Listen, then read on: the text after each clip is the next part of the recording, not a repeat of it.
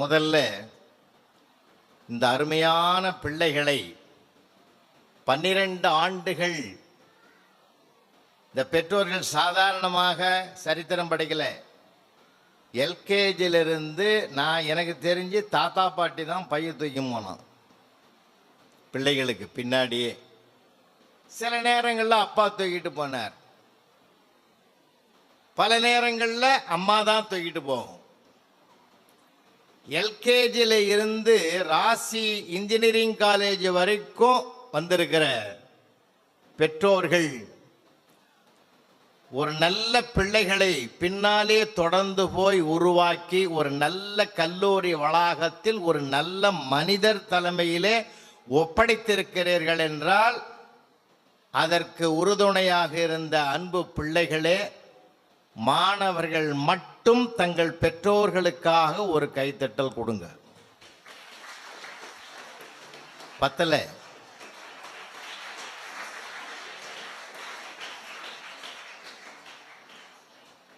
நான் என்ன நினைச்சனோ, நான் எப்படியோ போயிட்டோம், விடு, என்னை பத்தி கவலை இல்லை. நான் ஆட்டோ ஓட்டுறனோ அல்லது 10 வீட்டு 10 பாத்திரம் தேய்க்கிறனோ, என் கவலை என் வாழ்க்கை எதோடு முடியட்டும்.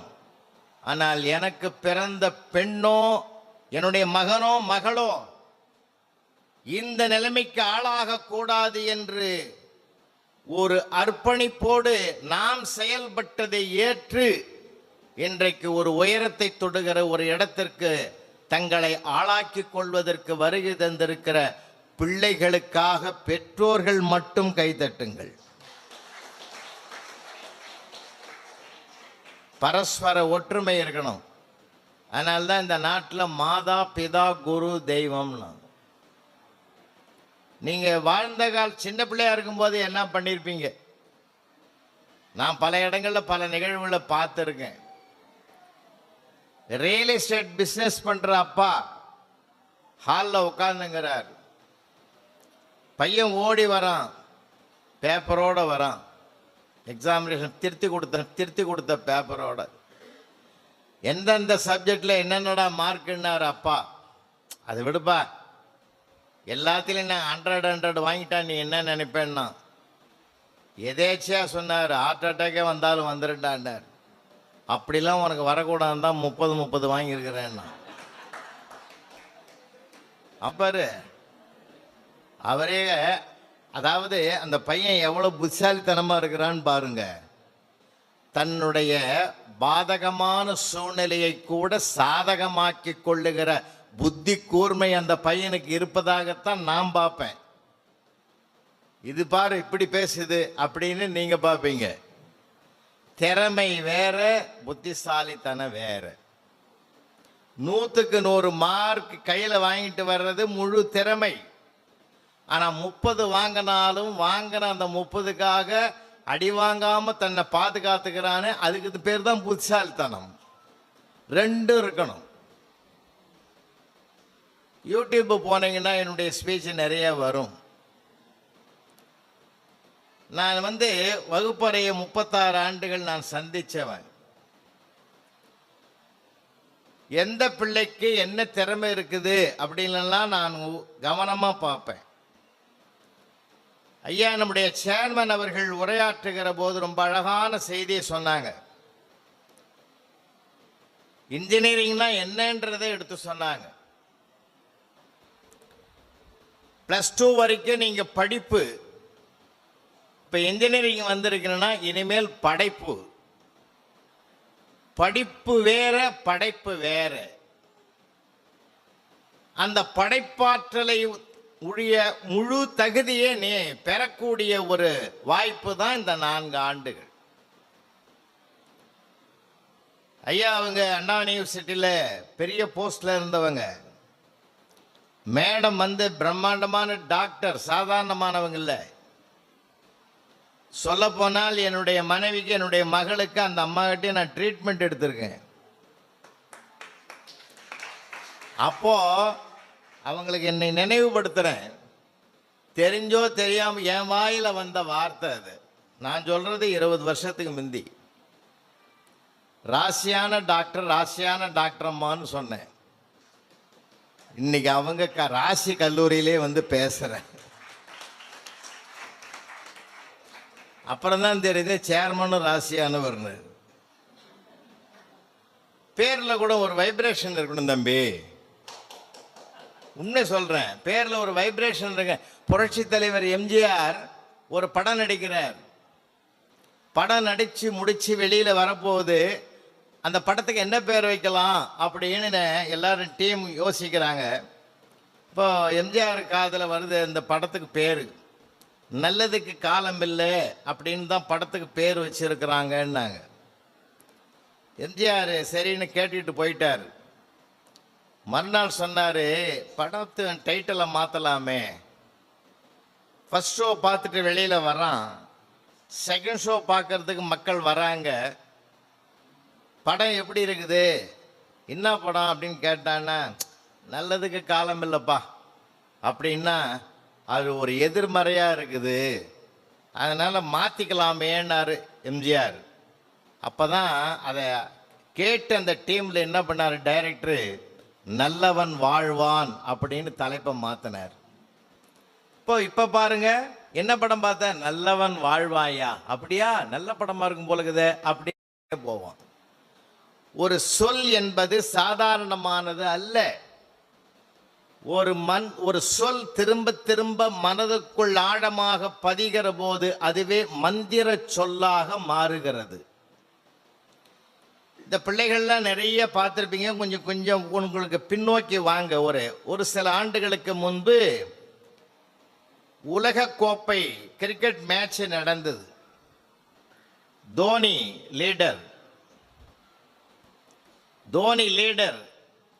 அப்போ லாஸ்ட் பால் 4 ரன் தேவைப்படுது அந்த டீம் ஜெயிக்கிறதுக்கு. அரங்கத்தில் 10,000 பேர் உட்கார்ந்துங்கிறான். பால் சந்திக்க வேண்டிய சூழ்நிலை. இவர் பேட்டை ரெடியா வச்சிருக்கார். பால் போடுறவன் அப்படியே அவரை வீழ்த்தணுன்ற வெறியில வரான். இதை தாக்கி வெற்றி பெறணுன்ற வெறியில தோனி இருக்கிறார்.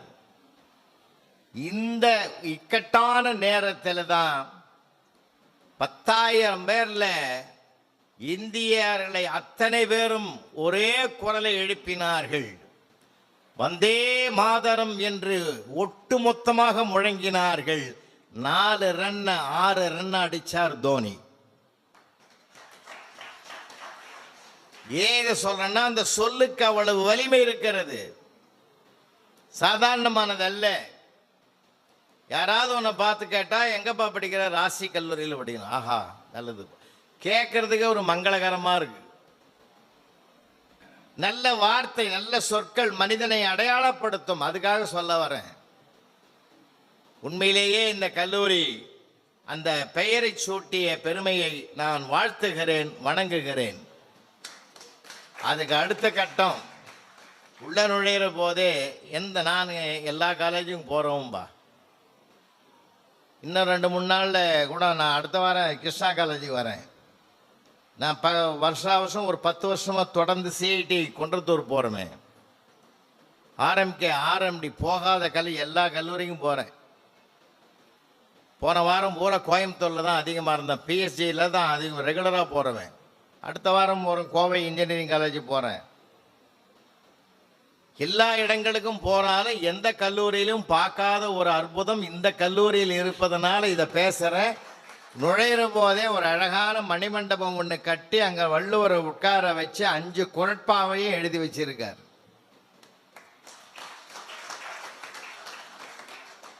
இதை வடிவமைத்த திருஞான சம்பந்தத்தை மனதார வாழ்த்துக்கிறேன். பெரிய விஷயம் சார். நீங்க ஒன்றை நாம திரும்ப திரும்ப பார்த்தோம்னா அந்த பதிவு வரும், தெரியுமா உங்களுக்கு? நாம் எதுவாக மாற வேண்டும் என்று சதா நினைக்கிறோமோ நாம் அதுவாகவே மாறுவோம். அதுதான் உண்மை. நம்ம எதனோட அதிகமா பழகிறோமோ அந்த வாசனை நமக்கு வரும். நம்ம சலவை தொழிலாளியை போய் கேளுங்க, மழை எப்படி பெஞ்சதுன்னு, வெளுத்து வாங்கிடுதுன்னு. ஏன்னா அவர் வெளுக்கிறதோட தொடர்புடையவர். ஒரு வாத்தியாரை கேளுங்க, மழை எப்படி அடி பின்னி எடுத்துடுதுன்னு. ஏன்னா அவருக்கு உரிய பாஷையில வந்துடும். ஏன்னா நம்ம எதனோடு பழகுகிறோம் அந்த அந்த பதிவு நமக்கு வந்துடும். அதனால தான் நல்லவங்களோட பழகணும்னு பெரியவங்க சொல்லி கொடுப்பாங்க. அப்படி உள்ள நுழையிற போதே வள்ளுவர் ஒரு இடது பக்கமாக ஒரு பார்வை பார்த்துட்டு அந்த 5 குறளை வேற பதிவு பண்ணியிருக்கிறார். முதல் குறள் கற்க கசடர கற்பவை கற்றபின் நிற்க அதற்கு தக. 5வது குறள் மனத்துக்கண் மாசு இளநாதல் அனைத்து அறன் ஆகல நேரபெற. இந்த 2 குறள்லயே முடிஞ்சு போச்சு வேல்டு. ரொம்ப அருமையாக தேர்வு செஞ்சு அதை எழுதியிருக்காங்க. எனக்கு ரொம்ப பிடித்த குறள் இந்த முதல் குறள். 1330 குறள்லயே அற்புதமான குறள் அது. ஒவ்வொரு குறளுக்கும் ஒரு மகத்துவம் இருக்கிறது. ஒவ்வொரு குறளுக்கும் ஒரு ஸ்டோரி சொல்லுவேன். ஒவ்வொரு குறளுக்கும் ஒரு வாழ்க்கையை சொல்லலாம், அது வேற விஷயம். ஆனால் அந்த ஒரு குறளுக்கு மட்டும் ஒரு அற்புதம் இருக்கிறது. கற்க கசடர கற்பவை கற்றபின் நிற்க அதற்கு தக. 7 சொல்லிலும் துணைக்கால் கிடையாது. கற்க வேண்டிய நூல்களை கற்று நிற்க வேண்டிய நெறியில் நிற்பவனுக்கு துணைக்கால் வேண்டாம், தன் காலே போதும் என்ற தன்னம்பிக்கையை வலியுறுத்துற குறள். அப்போ இந்த ஒரு பிள்ளை இந்த கல்லூரி வளாகத்துக்குள்ளே வகுப்பறையிலே கால் வைப்பதற்கு முன்பாகவே அந்த குறளை பார்த்து விட்டு உள்ளே வருகிற போது என் காலில் நான் நிற்பேன் என்ற தன்னம்பிக்கையோடு உள்ளே வருகிற போது அந்த தன்னம்பிக்கையை அன்பு நீர் பாய்ச்சி அறிவை ஊட்டி வளர்க்கிற தாயாகவும் தந்தையாகவும் வகுப்பறை ஆசிரியர்கள் இங்கே இருக்கிறார்கள். இதுதான் பெரிய விஷயம். இதெல்லாம் ஒவ்வொரு சின்ன சின்ன செயல் நீங்க நினைப்பீங்க, எதுவும் அனாவசியம் அல்ல, எல்லாம் அவசியம்.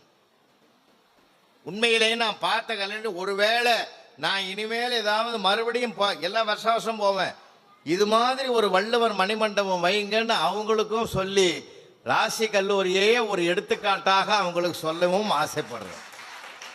உண்மையிலே இந்த இந்த அந்த நான் நெஞ்சம் நிமிர்ந்து பாராட்டுறேன். ஏன் தெரியுமா? வள்ளுவன் தன்னை உலகனுக்கே தந்து வான்புகழ் கொண்ட தமிழ்நாடு யாது. நமக்கு தெரியல. ஒரு காலகட்டத்தில் இந்த பெரியவங்களுக்கெல்லாம் தெரியும், பெற்றோர்களுக்கு நல்லா தெரியும். நம்மெல்லாம் அந்த காலத்தில் பஸ்ஸில் போனோம்னா பெண்கள் உட்கார்ற பகுதி சீட்டுங்க இருக்கும், ஆண்கள் உட்கார்ற சீட்டுன்றது கிடையாது. ஆனால் பெரும்பாலும் ஆண்கள் உட்காருவோம். அதில் அங்கே பெண்களும் இடம் இருந்தால் உட்காரலாம். ஆனால் பெண் பக்கம் இருக்கிற சீட்டு வேக்கண்டாக இருந்தால் கூட நம்ம உட்காரக்கூடாது. அவ்வளவு ஒரு முன்னுரிமை பெண்களுக்கு அப்போ கொடுத்துருந்தோம். நீங்கள் அப்போ நல்லா பஸ்ஸில் பார்த்துருப்பீங்க, பாவையர் பூவையர் அப்படின்னு பெண்கள் பக்கமாக எழுதியிருப்பான். நம்ம பக்கம் பூரா திருடர்கள் ஜாக்கிரதைன்னு எழுதியிருப்பான். ஏன்னு பதறி போச்சு. நம்ம அத்தனை பேரும் அப்படிப்பட்ட ஆளாயா? அப்புறம்தாயா நம்ம மனக்கவலையெல்லாம் தீர்ப்பதற்கு ஒரு மருந்தாக முத்தமிழறிஞர் டாக்டர் கலைஞர் அவர்கள் ஆட்சிக்கு வந்த பிறகுதான் திருக்குறளை எழுதினார். சார், திருடர்கள் ஜாக்கிரதைன்றதை தூக்கிட்டார். எல்லா இடத்துலையும் திருக்குறளை எழுதினார். ரொம்ப மகிழ்ச்சியா இருந்தது. ஏன்னா நீங்க வேர்ல்டு ஃபுல்லா போய் பாருங்க, இப்ப நம்மளுடைய பாரத பிரதமர் ஐயா கூட நம்ம திருக்குறளை கையாளுறார். போகிற இடங்களெல்லாம் திருக்குறளை பேசுறார். நான் வேர்ல்டு ஃபுல்லா போயிட்டு வந்தவன். உலக நாடுகள் எந்த நாட்டுக்கும் நான் போகாத நாடே எதுவும் கிடையாது, எல்லாத்துக்கும் போய்விட்டேன். அங்கே எல்லா இடங்களிலுமே திருக்குறளினுடைய பெருமை இருக்கிறது. சாதாரணமானதல்ல. உலக நாடுகளில் இன்னைக்கு நம்ம தான் பெருமையில் இருக்கிறோம். பிள்ளைகளுக்கு நல்லா தெரியணும். ஏன்னா நீங்கள் ரொம்ப 12th முடிச்சு வரி பெருமை சாரது. எத்தனை பேர் ஃபெயில் ஆகி வீட்டில் இருக்கிறான், வர்றது உள்ள வர்றதுக்கு வசதி இல்லாமல் இருக்கிறான். இவர் இது வணிகத்துக்காக நடத்தல, நம்மை நம்பி வருகிற பிள்ளைகளின் வாழ்க்கைக்காக நடத்துகிறேன் என்று சவாலோடு நடத்துறார். அதனால்தான் எங்க திருஞான சம்பந்தம் அவரை வாழும் வள்ளுவர்னு சொல்றதுக்கு காரணம் அது என்ன? சொல்வது மட்டுமல்ல, செயல்படுவதிலும் நான் நிற்பேன் என்று பல பேர் சொல்றாங்க. செயல்படுறது கிடையாது. ஆனால் சொல்லும் செயலும் ஒன்றாக இருப்பதனால்தான் அவர் இந்த மூத்த வயதிலும், சார் அவர் ஏதோ ரிட்டையர் ஆனார், பணத்தை வாங்கியிருக்கலாம், பேங்கில் போட்டிருக்கலாம், நிம்மதியாக பீஸ்ஃபுல்லாக லைஃப் பண்ணியிருக்கலாம், வேர்ல்டு ஃபுல்லாக தங்க அம்மாவை அழைச்சிக்கிட்டு ஃப்ளைட்டில் சுற்றி உலகம் பூரா சேவைப்படி ஜாலியாக பார்த்துட்டு சந்தோஷமாக தன் லைஃப்பை கடத்திருக்கலாம். ஒரு காலேஜை வச்சுக்கிட்டு 24 மணி நேரம் மைண்ட் அதிலே வச்சு இது எது இப்படி பண்ணலாமா அப்படி பண்ணலாமா அப்படின்னு ஒரே டென்ஷனில் தன்னை வாழ்க்கையை அமைக்கணும்னு அவசியமே கிடையாது. ஆனால் அது அல்ல வாழ்க்கை. இப்படி ஒரு கொள்கையோடு வாழ்வதுதான் வாழ்க்கை என்று இந்த வயதிலும் தன்னை அர்ப்பணிக்கிறார். இப்போ அவரே உங்களுக்கு ஒரு முன் உதாரணம். பிள்ளைகளுக்கு இன்னைக்கு தெரியல சார், ரொம்ப வருத்தத்தோடு இருக்குது. ஆனால் இன்னைக்கு இருக்கிற பிள்ளைகளை நான் பாராட்டுறேன். ஏன் தெரியுமா? அவனுக்கு தடைகள் ஆயிரம். இந்த பெற்றோர்கள், மூத்த பெற்றோர்கள் இருக்கிறீங்களே, உங்களுக்கோ எனக்கோ அந்த மாதிரி நெருக்கடியே கிடையாது. ஐயா முதுபெரும் அறிஞர் நம்ம ஜெயராமன் ஐயா, நம்ம டைரக்டர் ஐயா, பிரின்சிபாலு, இவங்க எல்லாரையுமே எடுத்துங்க. நாங்கள்லாம் படிக்கிற காலத்தில் இருந்த பிரச்சனைகள் எங்களுக்கு ஒன்றுமே கிடையாது. அம்மாவிடத்திலும் அப்பாவிடத்திலும் அதிகமாக பேசணும். அப்படி ஸ்கூல் விட்டு வீட்டுக்குள்ளே வரும்போதே எங்கள் அப்பா கேட்பார், என்னென்ன மார்க் கொடுத்தாங்க, எதில் எவ்வளோ வேண்டுவார். எங்கள் அம்மா அங்கேருந்து வரும், ஆமாம் இவர் படிக்கிற காலத்தில் வாங்கி கூச்சிட்டாரு, போயா வாடி அம்மா, வாடி செல்லம் வாடா, அம்மா கொடுத்தன தயிர் சோறு மத்தியானம் பத்துச்சா. எங்கள் அம்மா எப்பயும் அடிவயிறை பற்றி தான் யோசிக்கும், எங்கள் அப்பா அறிவை பற்றி யோசிப்பார் இல்லையா? அந்த பசித்தால் இந்த பிள்ளைக்கு அறிவு வேலை செய்யாது என்ற ரகசியம் அந்த தெய்வத்துக்கு தான் தெரியும். அப்படி இருந்த காலம் எங்கள் காலம். இப்போ அப்படி இல்லையா? அம்மாவும் அப்பாவும் பேசக்கூட நேரம் இல்லை. எல்லாமே போய் ஒரு இடத்துல அடங்கி ஒடுங்கி அறிவை மொத்தத்தையும் அடமான வச்சுட்டு உக்காந்துங்குது வீடு. ஒரே ஒரு வெளியில் வந்தால் ஷேட்டுக்கிட்ட தான் அடமானம் வைப்பான். இப்போ அவனும் தானே கொண்டு போய் வாலண்டியாக கொண்டு போய் அந்த டிவி பெட்டியில் அடமானம் வச்சுட்டான் மொத்தத்தையும். ரொம்ப வருத்தமாக இருக்குது. விளையாட்டுக்கு சொல்லலை, சீரியல் உலகத்தில் மயங்கி கிடக்கிற சமுதாயம். இதையும் மீறி நம்ம பிள்ளை படித்து ஜெயிச்சு மார்க் வாங்கி ஒரு பொறியாளனாக இன்ஜினியராக நான் மாறுவேன் என்று வந்திருக்கிறான் பத்தியா. அந்த பிள்ளைகளை பாராட்டணையா. உண்மை.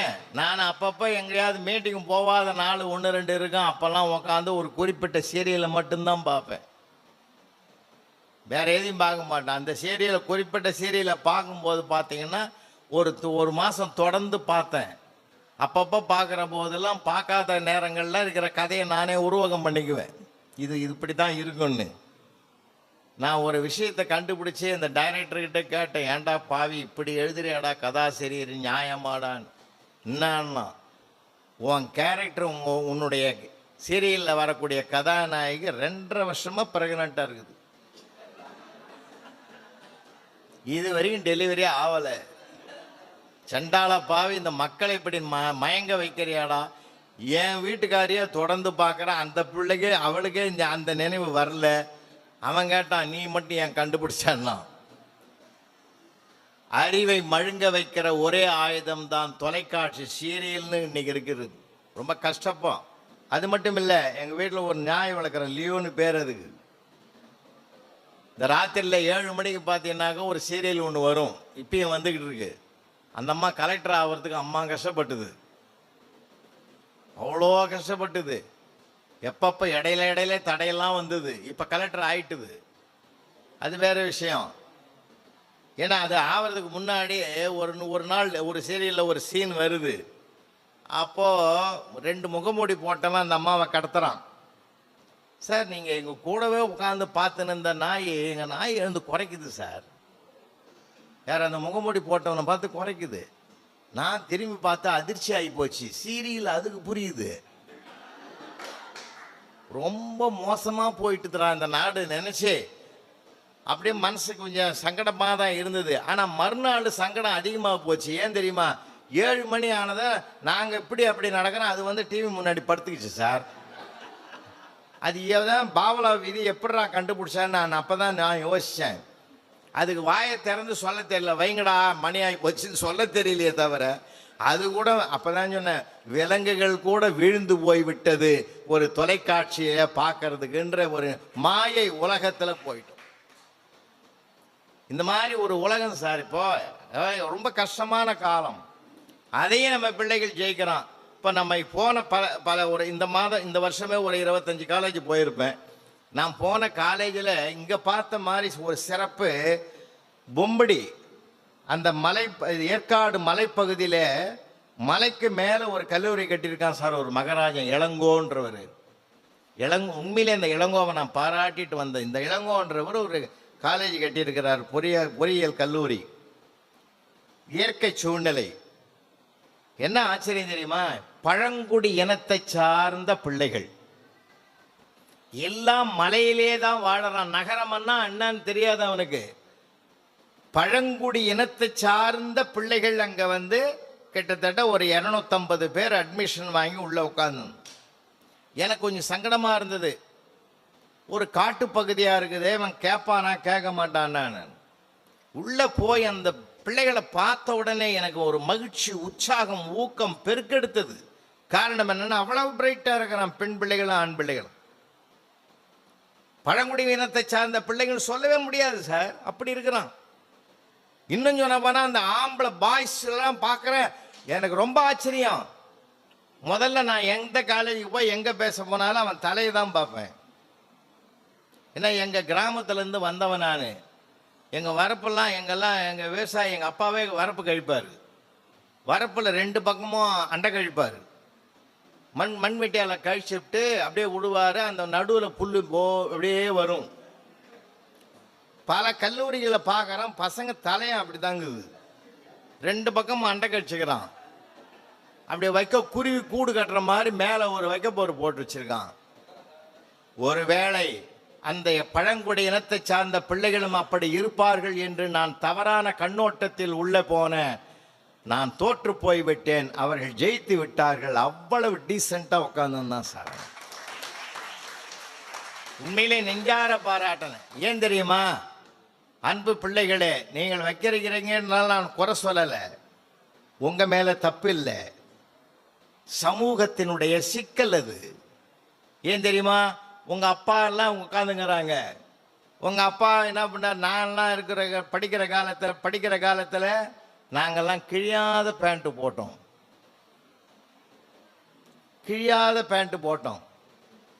எங்கள் அப்பா நல்லா ஞாபகங்குது.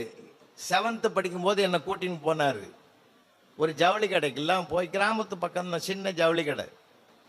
எங்கள் அப்பா நல்ல கெட்டிக்காரன்னு நினச்சின்னு ஒரு கேள்வி கேட்பார். எப்பா ஒரு கிழியாத பேண்ட்டு துணி எடுன்னாரு. அப்போ நானே அப்பயே ஆரம்பிச்சிட்டேன் அந்த வேலையை. கம்முன்னு கேட்டு நின்றேன். எவ்வளோ வேணும்னா 1.25 மீட்டர் கொடு அப்படின்னார். நான் கேட்டேன், கிழியாத பேண்ட் அவர் கேட்குறாரு, 1.25 மீட்டர் எப்படி கிழிப்பேன்னு.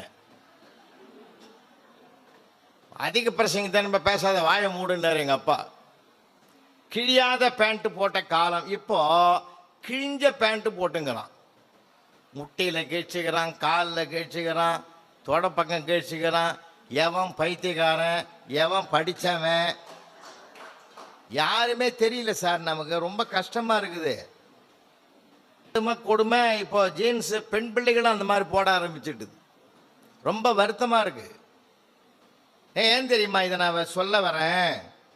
சமுதாயத்தின் அது குற்றமாக இருக்கலாம்.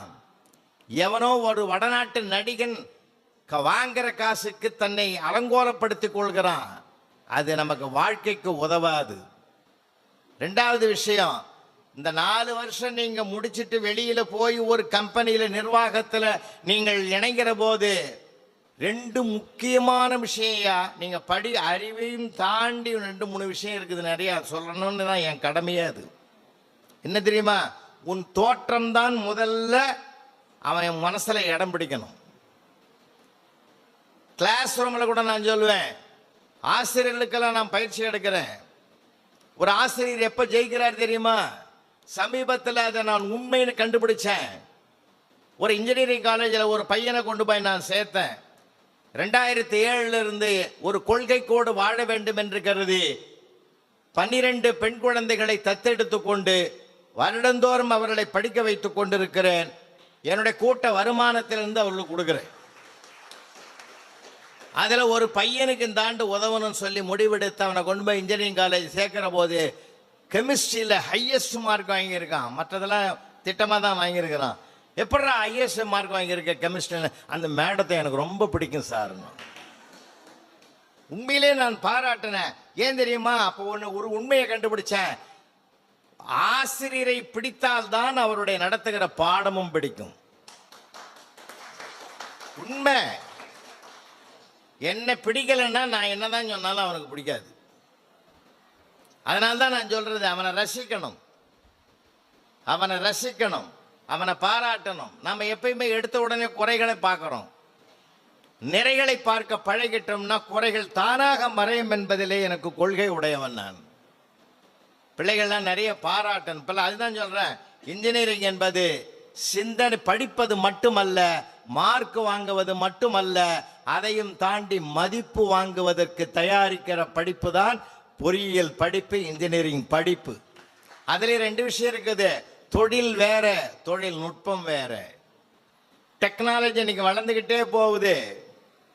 டெக்னாலஜி வளர்ந்துகிட்டே போகுது. எங்க போய் நிற்கும்னே தெரியல. அதுக்கு ஒரு கட்டுப்பாடே கிடையாது. ஆச்சரியமான விஷயம், மேதக அப்துல் கலாம் பொக்ரான் அணுகுண்டு சோதனை நிகழ்த்தினார். பொக்ரான் அணுகுண்டு சோதனை நிகழ்த்தின மறுநாள் தான் அமெரிக்கா தன் வாய் திறந்து சொல்லியது இந்தியா வல்லரசாகும் என்று. அது வரைக்கும் அவன் வாயை திறக்கல. பொக்ரான் அணுகுண்டு சோதனை ஏன் வாய் திறந்து சொன்னான் தெரியுமா?